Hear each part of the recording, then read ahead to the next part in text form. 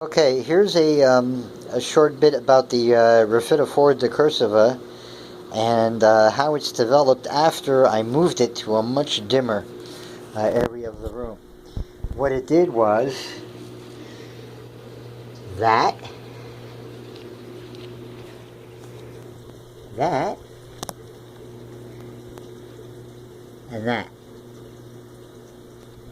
So 3 new leaves, one of which is the most maturely developed of all of them.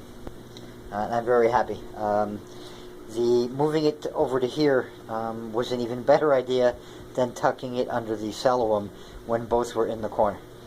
So we got some nice growth there, and we have.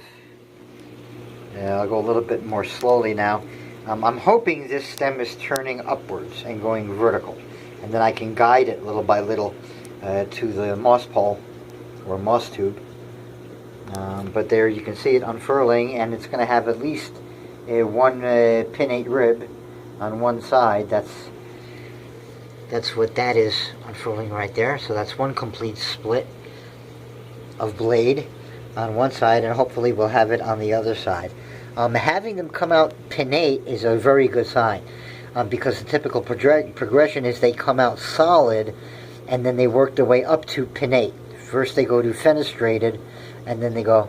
There's a classic illustration right there of a leaf that's in transition, in stage, from pinnate to fenestrated. And then the one after that would have been, excuse me, if it was still going at least in height, would have been both sides pinnate, completely separated down from the edge to the midrib. And then as time progresses even more, now you can see the general idea of what the leaf starts to turn into. It begins to take on the appearance of a frond, right, with all these thin fingers running down the sides of the leaf, and these leaves get really long and really wide. They get very, very oblong in form, so you're talking maybe, I don't know, 10 inches wide and 2.5 feet long, something like that. Kind of like that, but much more indented along the sides and narrower in appearance in relation to the length of the leaf, and a longer leaf as well in relation to the width of the leaf. So more of a strap-like long oval pinnate on either side frond. It's a very impressive plant when it starts to do what it's supposed to do. When they're growing outdoors, they are monsters.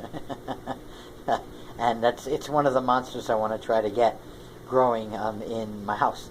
So that's it right there.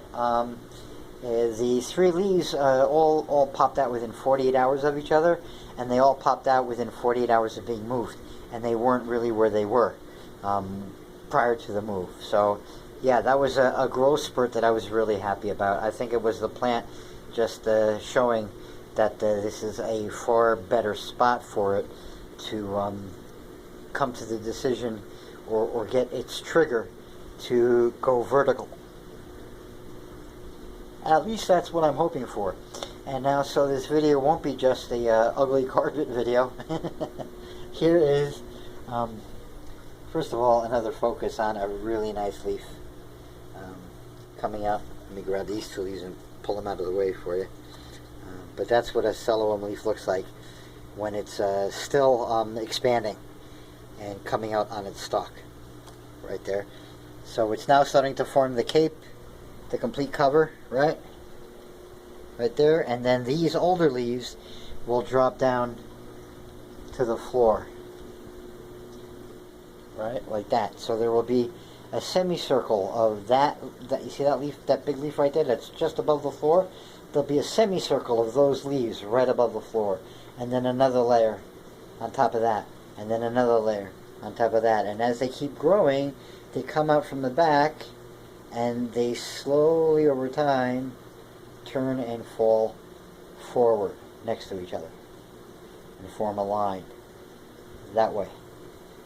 But it'll be a curved line, it'll be an arc with that pot as the focal point right there. So there is the celebrant leaf right there, and an interesting showing of, I don't know now, given what I've been seeing going on with the Philodendron glorious cuttings, I'm not willing to make a call on what this little shoot thing is here, but this could either be a root, an aerial root, or it could be another foliage growth point. All bets are off. One of the Monstera perus has decided to take and is giving me a nice brand new leaf finally, and we have a brand new leaf right there. So these are starting to take hold, which I'm happy about. I already pulled out 2 dead leaves off of this puppy, and that was enough for me. Here is the Philodendron glorious new leaf. It should start unfurling, I think, tomorrow, if not tonight. And right there is the new growth point with another new leaf coming out to face forward. And the big question is, where does the stem node start to grow? It's hard for me to make out right now, but we'll see what it decides to do and what else I need to do to try to, nudge it along to go where I want it to go. Both of the Philodendron gigas babies are having the same issue. They're really working on pulling out those leaves. The petioles did not open the optimal way. They didn't split completely, but I'm wondering if that's also an age thing. It might be easier for the plant as the plant gets older. There is also a grabbed, a slippered leaf inside a petiole sheath, and everything else here is staying static or beginning to come along back slowly. There you go. That's Mr. Knuckle. Remember him? And here is the brand new petiole bud of the, I'm trying to get the right picture here. Ah, there we go. Let me just move this down out of the way.